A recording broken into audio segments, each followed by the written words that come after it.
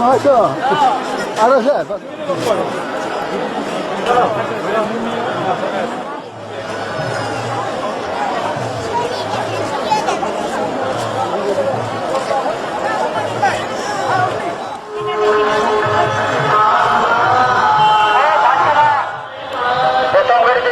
মন্দির থেকে শ্রীকৃষ্ণ তুমি যেখানে থাকো না কেন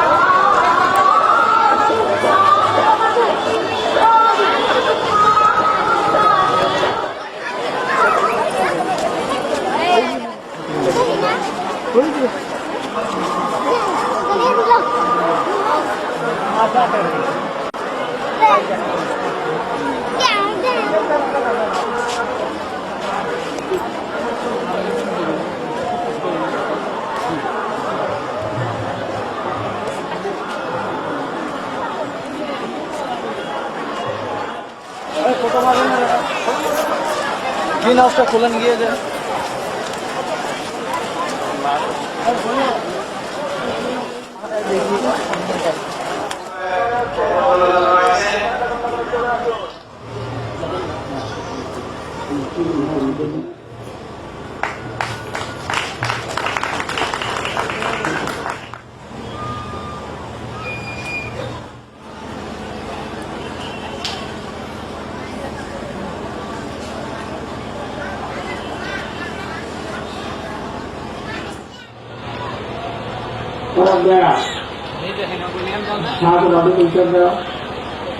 আমাদের সস্তাকে নেতা আর বিদ্যুৎ জীবক এবং বাড়ি নিয়ে আলোচনা হবে যাই তারাকে অনুরোধ জানাই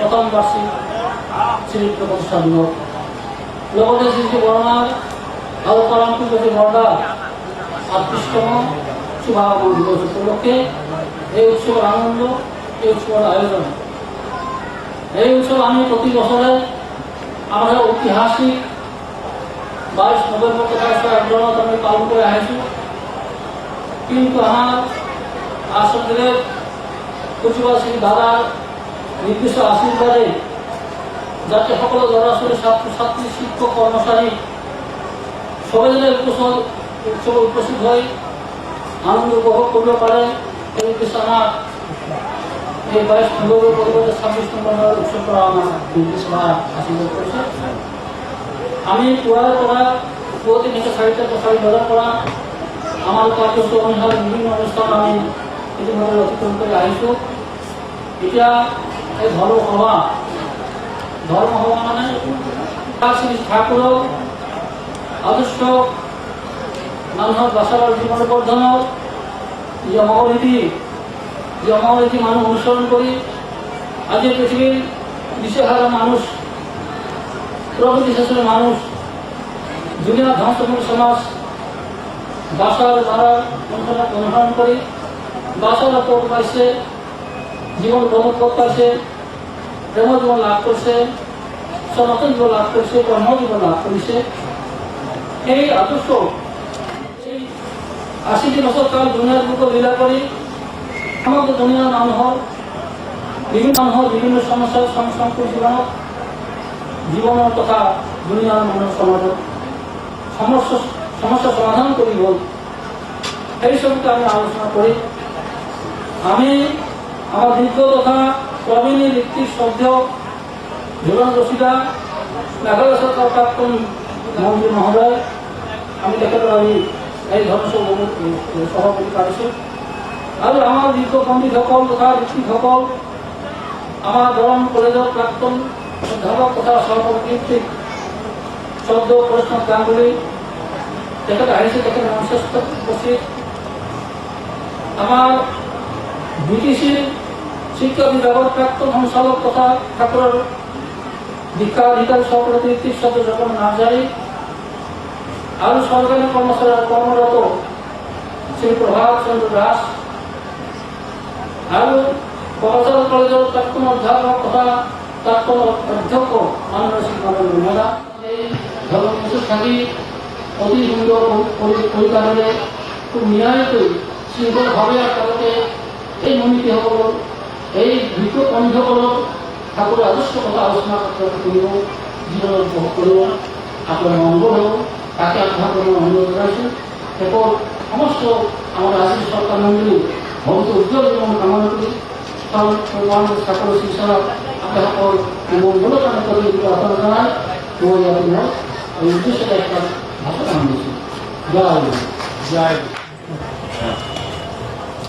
এখন আজকের এই রাজনীতি সভা ধর্মসভা মুখ্য অতিথি শ্রীযুক্ত পরেশ গাঙ্গুলীরা কিন্তু এই দিনত এনেকে ইয়াত উপস্থিত হৈ শ্ৰী ঠাকুৰৰ দিব্য জীৱনৰ বাণী আলোচনা কৰিবলৈ লাগিব বুলি মই একদম ভবা নাছিল। 1971 চনত মই দেওঘৰত ভালে কেইদিন আছিল। তেতিয়া পৃথিৱীন্যায় অনুবাদ হৈছিল। যেতিয়া উৎসৱ শেষ হ'ল, শ্ৰী শ্ৰী বৰমাৰ মহাপ্ৰয়াণৰ পিছত আচাৰ্যদেৱ শ্ৰী শ্ৰী বৰ্দা এলাহাবাদলৈ যাব। সেই সময়ত মই অনুমতি প্ৰাৰ্থনা কৰিলোঁ। মোৰ ঋত্বিক ৰবীন্দ্ৰ আছিলে, মই তেনেহ'লে ঘৰলৈ ঘূৰি যাম। প্ৰধান আচাৰ্যদেৱ শ্ৰী শ্ৰী দাদা পূজ্যপাল শ্ৰী শ্ৰী দাদা মোক ক'লে যে ঠিক আছে ঠগিলে যাম এনেকৈ নামি বিভিন্ন সৎসংগ কেন্দ্ৰ, তেতিয়া মন্দিৰ এনেকৈ হোৱা নাই। মোক ক'লে যে আপুনি অলপ চাই যাম। তেতিয়া মই নামি সংগঠন এইবিলাক একো নাছিলে।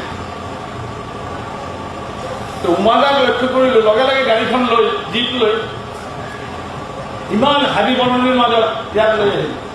তেখেতৰ দেউতা তেতিয়া আছে শ্ৰদ্ধেয় স্বৰ্গীয় ৰবিলোচন ব্ৰহ্মদা। মোৰ এতিয়াও চেহাৰাটো মনত আছে, এনেকৈ বহি আছে। মই দেওঘৰৰ পৰা আহিছোঁ, মোৰ হাতত তেনেকুৱা টকা পইচা একো নাছিলে। মই কেইটামান ফল তল কিনি আনি তেখেতৰ সন্মত শ্ৰদ্ধা জনাবৰ কাৰণে দিলোঁ আৰু ঘৰখন মোক দেখুৱালোঁ। যেতিয়া শুনিলোঁ আমলাই বুলি তেনেকুৱা এইবাৰ আশীৰ্বাদ হৈছে, মোৰ হৃদয়ত নথৈ আনন্দ হ'ল। অহাৰ এটা বিৰাট হেঁপাহ হ'ল। ফৰেণ্ডাক লগ কৰাৰ চেষ্টা কৰিলোঁ যে উৎসৱত যেনেকৈ নৱবৰ্ষ উৎসৱত গুৱাহাটীত কাম কৰিছিলোঁ, ইয়াতো কাম কৰিম। কাম কৰাৰ ইচ্ছা হ'ল। বেছিকৈ এই উৎসৱত যিখিনি ফিজিকেল এনাৰ্জি আছে আমি কাম কৰিম। আহি আমি ভাবাই নাই সৰু দেওঘৰ হৈ আচাৰ্য চৰণৰ সেই সময় অহা আৰু আজি এই উৎসৱ প্ৰাংগণত আহি এটা সৰু দেওঘৰ যেন দেখা পাইছে। ইয়াত শ্ৰী শ্ৰী ঠাকুৰ পৰিয়ালৰ উপস্থিতিত বিভিন্ন ভক্তসম একেবাৰে সাগৰৰ নিচিনা ঢোল তুলি ইয়াত আহি শ্ৰী শ্ৰী ঠাকুৰৰ শ্ৰীচৰণত প্ৰণাম ভক্তি অঞ্জলি জনাই আছে। সেই দিনৰ লগত আজিৰ দিনৰ একেবাৰে মিল নাই। আজি ঠাকুর কৈছিলে এই পৃথিবীতে যত আছে শহর নগরাদি গ্রাম সর্বত্র প্রচারিত হইবে এই সত্যটা। আজি যেহেতু শ্রী শ্রী ঠাকুরের দিব্য জীবন আর বাণীর কথা কোয়া হয়ে আছে, বিন্দু হিন্দু দেখা যায়। যদি বিন্দুর অনুভূতি থাকে তাহলে হিন্দু বোঝা যায়। আমি মহাভারত পড়ো, আমি বাইবেল পড়ো, আমি কোরআন পড়ো, আমি বিভিন্ন সিদ্ধ পুরুষের জীবনী পড়ো, কিন্তু সেইটো ইতিহাস পড়ো। ইতিহাস পঢ়িলে এটা সুবিধা কি, কল্পনা কৰি মানুহজনক ৰিচুৱেলি কিছুমান মেকানিকেলি যান্ত্ৰিক ৰিচুৱেলৰ দ্বাৰা শ্ৰদ্ধা জনোৱা যায়, চকুৰ পানীও এক্টিং কৰি দিয়া যায়। কিন্তু বাস্তৱ জীৱনত তেখেত যেতিয়া আহিছিল, যুগে যুগে আহিছিল, তেতিয়া তেখেতৰ জীৱন আৰু কৰ্ম কি তাৎপৰ্য লৈ এই পৃথিৱীখনক ৰক্ষা কৰিছে, কেয়াছৰ ভিতৰত কসমছ সৃষ্টি কৰিছে, প্ৰতিকূল পৰিস্থিতিৰ অনুকূল বনায় জীবন বৃদ্ধিত চলন ব্যক্তি দাম্পত্য গৃহ সমাজ জীৱনত চালু কৰিছে সেইটো জনাৰ কাৰণে ব্যক্তিগত জীৱনত গুৰু শিৰক লৈ যেনেকৈ আমি স্কুল কলেজত পঢ়া শুনা কৰোঁ ঠিক তেনেকুৱা ধৰণৰ এটা কথা হয় তেতিয়া পুৰা জীৱনটো লিখা নহয় মোৰ ঋতিক দাদা ৰবীন্দ্ৰনাথ এদিন কৈছিল যে ঠাকুৰৰ জীৱনী লিখাই হোৱা নাই আৰু লগে লগে কৈছিল যে ঠাকুৰৰ জীৱনী লক্ষ লক্ষ জীৱনত লোভীয়া জীৱন জাগিছে সেই জগাৰ ভিতৰত নতুন নতুন ৰংমঞ্চত নতুন নতুন জীৱনী ঠাকুৰৰ উপলক্ষে মেন শ্বেপড এণ্ড ফেশ্বন আৰ্টৰ ভাবিলা আৰু সেই জীৱনৰ ভাল পোৱাত চানে কি প্ৰতিটা জীৱনত লিখা হৈ আছে নতুনকৈ ঠাকুৰৰ জীৱনী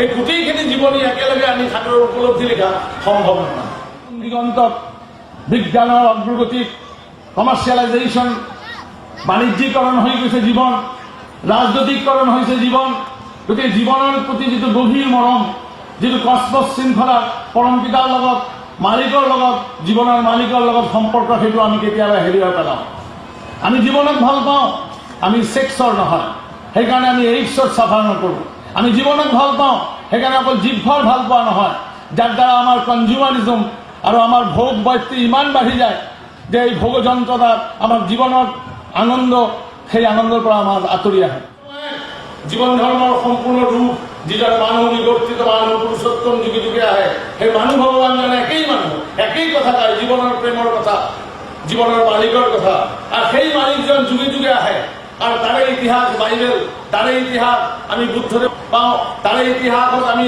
যীশুখ্ৰীষ্টক পাওঁ তাৰে ইতিহাসত আমি হজৰত ৰসুল্লাহ পাওঁ তাৰে ইতিহাস কিন্তু এই ভাৰতবৰ্ষতে শ্ৰীকৃষ্ণক আমি পাইছোঁ মই যেতিয়া গীতা মোক দিছে মই যেতিয়া স্কুল কলেজত গীতা পঢ়িছো তাত বাৰে বাৰে লিখা আছে অৱজানন্তি মানুহ মানুষিং তনু আশ্ৰিত এই মানুহৰ দেহা আশ্ৰয় কৰি মই যেতিয়া আহোঁ তেতিয়া মানুহে আমাক বুজি নাপায় ড্ৰাগছৰ হয় জীৱন প্ৰেমৰ জীৱনৰ ভাল পোৱাৰ সনাতন বুদ্ধি জীৱন ব্যক্তি জীৱন দাম্পত্য জীৱন গৃহ জীৱন সমাজ জীৱন ৰাষ্ট্ৰ জীৱন গঢ়ি উঠে সেই জীৱনত আমি আধিপত্য জীৱন আমি ছেক্সৰ জীৱন এনেকৈ পালন কৰোঁ has to come again. He will have to crucify again to prove that he is Jesus. কিন্তু আমি যুগি যুগে আহিলে তেখেতক ক্ৰুচিফাই কৰি আকৌ প্ৰমাণ কৰিম নেকি অসমত শংকৰদেৱ আহিছিলে কৃষ্ণপূৰ্ণ তাতপূৰ্ণ মহাপুৰুষ আমি বস্তু বিচনাত আছিলো তাক কৈছে ভক্তদের এবার সব জ্ঞান দিচ্ছি না আবার আসবো শীঘ্রই আসবো রাজার হয়ে থাকবো নাতি নাতনি সন্তান সংকৃত শিষ্য পরিষেব হবে শ্রী মহাকথিতে লেখা আছে আমি এবার ভক্তদের রাজা হয়ে আসবো শুধু ভক্তি নিয়ে আমি আসবো না শ্রী শ্রী ঠাকুর অনুকূল চন্দ্র সেই মানুহজন আকৌ আহিব পাৰে যদি বাই বার্থ এন্ড বাই কালচার ঠিকে থাকে কারণ আচার্য পরম্পরা শ্রী শ্রী ঠাকুর continues to establish his kingdom in this world, his kingdom of love and love for life and love for the life. Lord, I love my life, therefore life my life, Lord. Shri Shri Thakur অনুকূল চন্দ্রর গুণীদ্বীপ 81-82 বছর জীবন continue করেছে শ্রী শ্রী বর্দার ভক্তরূপক by birth and by culture institutionalise Satsang আমি আজি পাইছো organise Satsang under the umbrella Shri Shri Thakur Anukul Chandra প্রতিকূল পরিবেশত অনুকূল পরিবেশ তেখেত ধুনীয়াকে সৃষ্টি করে দিলে তাক অমর করে দিলে পরম পূজ্যপাদ শ্রী শ্রী ভট্টা বাই কালচার আমার প্রাণ প্রার্থনা আমার মন্দির তাক না শোক মহা আনন্দ কালে নিত্য দীক্ষার ব্যক্তিতে আজি 1971 যি সৎসঙ্গ দেখিছিল আজি লাখ লাখ মানুহৰ ভক্তি অঞ্জলিৰ ঢৌ আহি আচৰি পৰিছে আমাৰ ইয়াত আৰু সেইটো গোটেই পৃথিৱীত বিয়পাই পৰিছে অলপ আগতে এজন ভক্তই কৈ আছিলে যে এতিয়া সৎসঙ্গ এনেকুৱা হৈছে খ্ৰীষ্টান মুছলমান একো নাথাকে ঠাকুৰ নিজেও কৈছে যে মুছলমান খ্ৰীষ্টান ভাল মুছলমান হোৱাৰ কাৰণে কনভাৰ্সন শব্দটো ঠাকুর কেতিয়াও স্বীকার করা নাই কত লিখা নাই হজরত মান্দা খুদিস আলোচনা প্রসঙ্গে যে কনভার্সন আছে ইনভার্সন আছে ঠাকুর কৈছে যুগে যুগে যেতিয়া তেখেত আহে তেখেতক ললে আগৰ জনক বুজা যায় যীশুখ্ৰীষ্টৰ পিছত এজন মুছলমান এটা কিতাপ লিখিছিলে যে যীশুখ্ৰীষ্টই 500 বছৰ পিছত আকৌ হজৰত ৰসুল্লাহ হয়ে আহিব সেইকাৰণে বহুত যীশুখ্ৰীষ্ট খ্ৰীষ্টান সেই সময়ত মুছলমান ধৰ্ম গ্ৰহণ কৰিছিলে যদি সেই মুছলমানজনে দিদাত বুলি কিতাপখন মোৰ তাত আছে যদি সেইটো হয় তাহলে যুগে যুগে তেখেত আহিব আকৌ হজরত রসুল্লাহ ইমাম মেহেদী হয়ে আকৌ আহিব 1450 বছৰ পিছত শ্ৰী শ্ৰী ঠাকুৰ অনুকূল চন্দ্ৰ ৰূপে প্ৰতিকূল পৰিস্থিতিত অনুকূল তেখেত অমৰ কৰি দিলে তাৰ ভক্ত শ্ৰী শ্ৰী বৰ্দা আমি অহা আনন্দত তেখেতৰ কাম কৰিছোঁ। আজি সভ্যতাৰ যুগে যুগে যে এনেকুৱা এটা সৎসংগ মঞ্চ য'ত মানুহ আছে, মানুহৰ ভাল পোৱা আছে, সম্প্ৰদায় নাই, তাত জিভাৰ কথা নাই, ছেক্সৰ কথা নাই, আছে জীৱনৰ জাউতি যুগীয়া ভাল পোৱা, যি ভগৱানে আমাৰ ভিতৰত দিছে জীৱনক উপভোগ কৰিবলৈ। আৰু সেই কথা লৈ এদিন শ্ৰী শ্ৰী ঠাকুৰ অনুকূল চন্দ্ৰ তাত এজন চাহেব আহিলে 1946-ত। সকলো ভাষা, সকলো বৰ্ণ, সকলো দেশৰে সকলো মানুহৰ জানেই, তেওঁ শান্তি সুখ আনন্দৰ নিয়মক জানে। সেইকাৰণে তেওঁ লিভিং আইডল বুলি কোৱা হৈছে, জীৱন্ত বাস্তৱ আদৰ্শ পুৰুষ। আমাৰ জীৱনত আমি নাজানো ক'ত আমাৰ শান্তি সুখ আনন্দ আছে, কি নিয়মেৰে আমাৰ মাজত শান্তি সুখ আনন্দ আহিব পাৰে। সেই শান্তি সুখ আনন্দৰ নিয়মক জানাজনে কৈছে যে লিভিং আইডল, জীৱন্ত বাস্তৱ আদৰ্শ পুৰুষ। তেৱেই আমাৰ জ্ঞান বিজ্ঞান তত্ত্ব জ্ঞানপূৰ্ণ জ্ঞানৰ বিধায়ক বিধাতা। সেইকাৰণে তেওঁক সদগুৰু বুলি কোৱা হয়। তেওঁ সেই আমাৰ সদগুৰু হিচাপে আহি তেওঁ প্ৰেমনাথৰ বিনায়ক পৰম প্ৰেমময় শ্ৰী শ্ৰী ঠাকুৰ অনুকূল চন্দ্ৰ আহি আমাৰ মাজত দিছে, আমাৰ মাজত এই নাম আগৰ বক্তাই কৈ গৈছে নাম।